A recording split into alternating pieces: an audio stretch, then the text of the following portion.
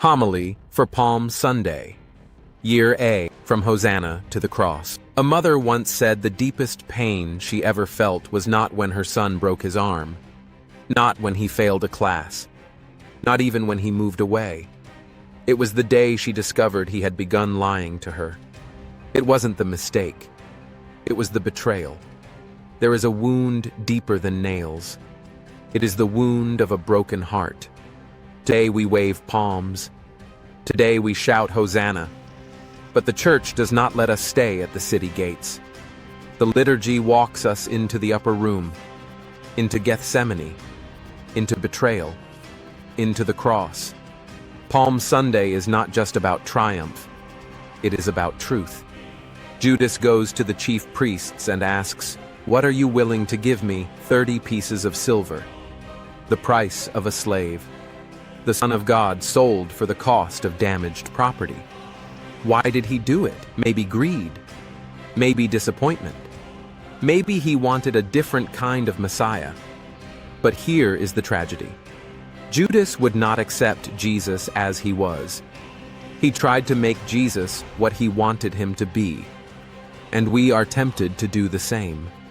We want a Christ who fixes our problems, but not Christ who calls us to conversion. We want a crown without a cross. Isaiah shows us the suffering servant. "I gave my back to those who beat me. My face I did not shield." Philippians shows us the obedient son. Though he was in the form of God, he emptied himself. He humbled himself.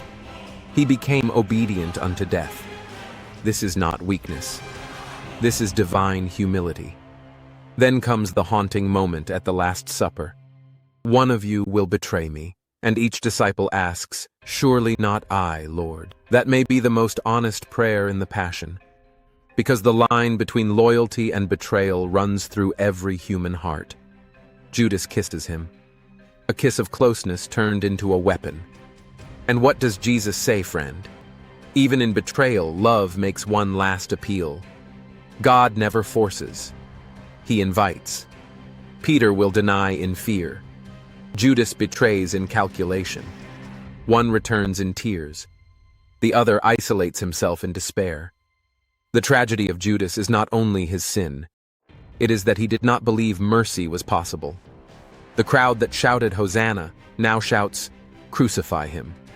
Human loyalty is fragile, but Christ's obedience is not. He enters Jerusalem on a donkey. His throne will be wood. His crown will be thorns. In God's kingdom, descent precedes ascent. Surrender precedes victory. The cross precedes resurrection. So what does Palm Sunday demand of us? Examine your expectations of Christ.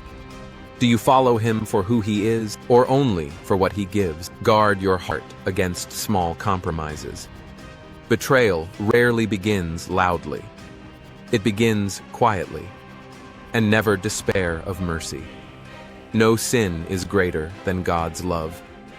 Today we hold palms. Soon we kneel at the Passion. The story is not only about what they did to him, it is about how we respond to him. Will we follow when the road leads to Calvary? This is just a summary version of this homily. A full version of the homily is on Facebook at https://www.facebook.com. Deacon Paul, Pham OR. If this reflection speaks to you, please like, share, and subscribe. Share it with someone preparing their heart for Holy Week. God bless you.